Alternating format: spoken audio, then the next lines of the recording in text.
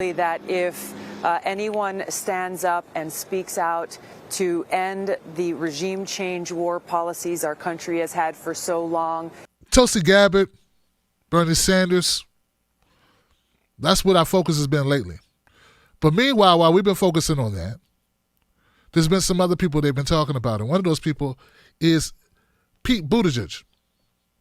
Yeah, they're talking about Pete. They're saying Pete's doing really well in Iowa, and Pete has an opportunity to. And all it seems like to me is that they're just looking to replace the centrists in the race. And it's a dueling to see who's going to do it. Because Biden's not going to make it through, guys. So they got to try to stop Bernie somehow. One of the ways is, you ignite Elizabeth Warren, who all of a sudden decided she wants to run. All of a sudden, she's for policies she never even talked about. In 2015, or 2016, or 2017, 2018. All of a sudden, she's got a lot of plans. Oh, fiddly sticks. Oh, golly gee. Jump in, Jehoshaphat. Heavens to Murgatroyd. Asteroids. Exit stage left. So, and now, Joe Biden kept leaving the door open for Joe Biden to come in. And he's, coming through the door. Finally, if he could find the door, he's coming through the door. Well, I want you to know that there's never been another person like me who's ever stood up and fought for the things that people care about. And I care about this country, and I care about the power and the vision of the country. And all along the way, we got some ice cream, and we sat on, we had a good talk, and I talked to him about it, and the soul of the man, and the man of the soul, and then the corduroy jeans we used to wear, and the corduroy pants, and corn pop, and I used to, we got into it, and he was and then my time's up. I'm sorry, I'll stop.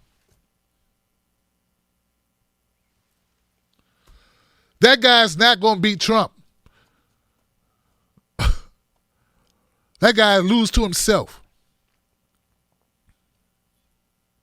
And once they realize that Biden ain't going to do it, Biden's not going to be able to do it, now we got all of a sudden somebody put a fresh battery in Amy Klobuchar's back, and people forgot that she was a prosecutor who had 24 cop shootings in Minnesota when she was lead prosecutor, and she didn't bring charges on a single one, and somehow they think that's going to fly with the black public. Man, once black people hear this, hopefully once Latinos hear it, once poor white people hear it too, but once enough people hear it, it's going to be Kamala Harris all over again. So Amy Klobuchar can go on Bill Maher and get a cakewalk interview with kid gloves and all of that. But at the end of the day, once it comes out about a record, get in those woods, cop. She'll be lucky if she keeps her seat in Minnesota. So now they got Pete Buttigieg. And the thing about Pete is people keep telling me he's such an upstanding guy. He seems so sincere. He's so sincere. I don't think he is, Johnson. Case in point. Which is the last Democratic presidential nominee, Hillary Clinton, appeared to suggest that one of your fellow campaign nominees or campaign hopefuls, Congresswoman Tulsi Gabbard, is a Russian asset. Take a listen to Hillary Clinton on David Plouffe's podcast. I'm not making any predictions, but I think they've got their eye on somebody who's currently in the Democratic primary and are grooming her to be the third-party candidate. She's the favorite of the Russians. They have a bunch of sites and bots and other ways of supporting her so far. And that's assuming Jill Stein will give it up, which she might not, because she's also a Russian asset. So Clinton's spokesman confirmed that she was talking about Tulsi Gabbard there. Gabbard fired back, calling Secretary Clinton the queen of warmongers, embodiment of corruption. It went on from there. I know you don't want to get in the middle of these two politicians fighting, but is it helpful to have the 2016 nominee suggesting that a congresswoman is a Russian asset? I'd prefer to have the conversation be about policy, about what we're going to do, and about how American lives are going to be different. when it comes to any of my Democratic competitors. That's my focus, making sure that we make very clear the differences, and there are very real differences among us, and making it clear to voters what their choices are. That's where I'd like the focus to be. Right, but do you think Tulsi Gabbard's a Russian asset? So I don't know what the basis is for that. And, well, I don't either. What I consider her to be a competitor, somebody who I respect her service. I also have very different views than she does, especially on foreign policy. And I would prefer to have that argument in terms of policy, which is what we do at debates and what we're doing as we go forward. So when Donald Trump smears people, Democrats all stand up and say, you're smearing someone, stop it. Why don't Democrats do that to say that about Tulsi Gabbard? It seems like an obvious smear. I don't see any evidence she's a Russian asset. It seems like a wild accusation. Yeah, I think statements like that ought to be backed by evidence. I also think that our focus right now needs to be on the things that are actually undermining America. I mean, right now, we are being told to, quote, get over it when it comes to the mixing of domestic politics and foreign affairs. And the big issue today is not even whether this is happening. It's clear that it's happening. Even Republicans are being forced to admit that it's happening. The question is, will we or will we not actually get over it? See, the problem with corruption is it can happen anywhere. The places where it takes root are the places where people accept it. And the biggest question before the American people right now is, will we or will we not get over it? That problem is emanating not from anyone in the Democratic Party, but from the White House. An agile pivot from Mayor Pete Buttigieg. Thank you so much for being here. Appreciate it. Yeah, that's the guy that people are saying is so sincere. I mean, when you mean sincerity, you mean a lying sack of crap, Johnson? When you say sincere, you must mean the opposite of sincere. You forgot the end, sincere part. You mean liar, deflector, faker, shield, corporate, implant. I mean, that's got to mean what you mean. You just used the wrong words, Johnson. You didn't mean sincere, Charlamagne the God, when you said he seems so sincere. He seems so honest. Alyssa Milano, when you were touting how great Pete was, you didn't mean great isn't great. You meant like bad isn't good or good isn't bad, or, the opposite. Like an oxymoron, right? You didn't mean great. You meant like hate. I mean, you can't mean a guy is great when he says he knows Tulsi Gabbard is not just a veteran, but an active member, major, in the National Guard of Hawaii, and a sitting congressperson.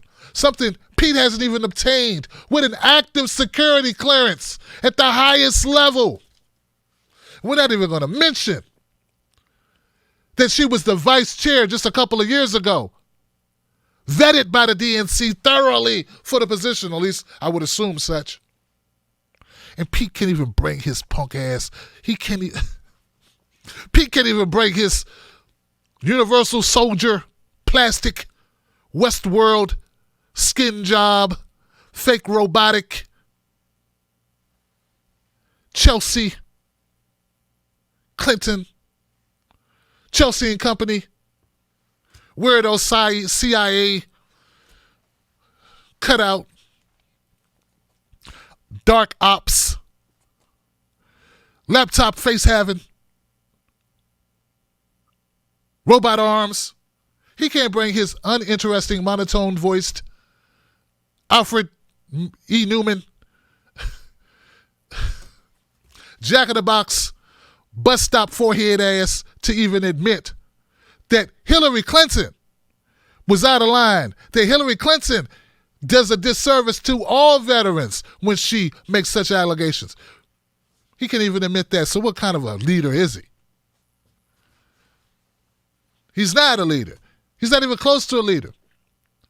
This guy has met with Hillary Clinton before he started running, and he made a deal with her. He'll never say anything bad about Hillary Clinton without getting permission to first. That's the deal with Pete Buttigieg. And I don't care how he's polling. All I know is you never be Democratic nominee if you can't get the black and Latino vote.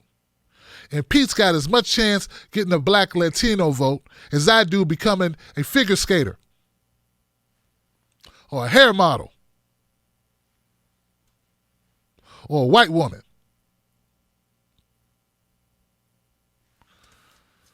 So that's how I feel about that. And come on, guys, let's keep it real. Keep it real, Johnson.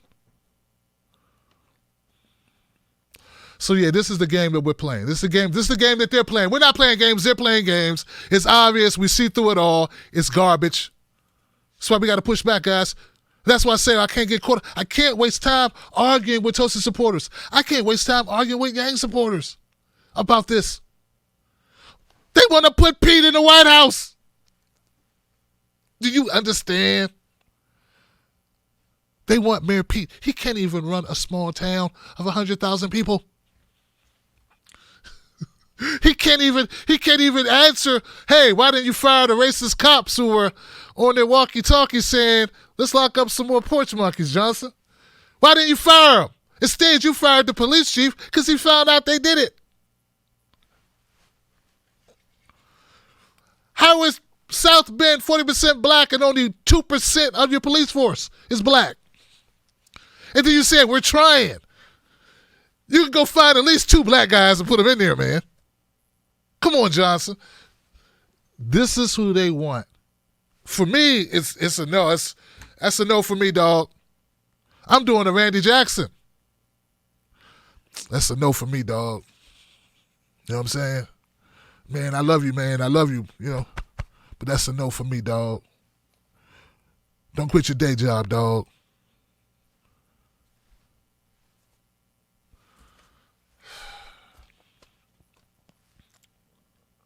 That's what they want the president to be. They want this guy to be nominee. And besides all of that, guys,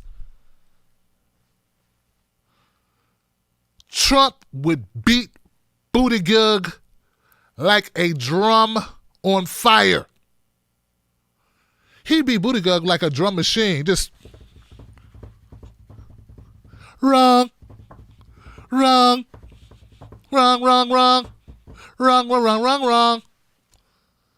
Come on, guys. Would there even... It's not even a conversation to have. I wish Democrats would stop circle jerking and pretending like anybody can beat Trump, just anybody. Come on, man. No, not just anybody can beat Trump.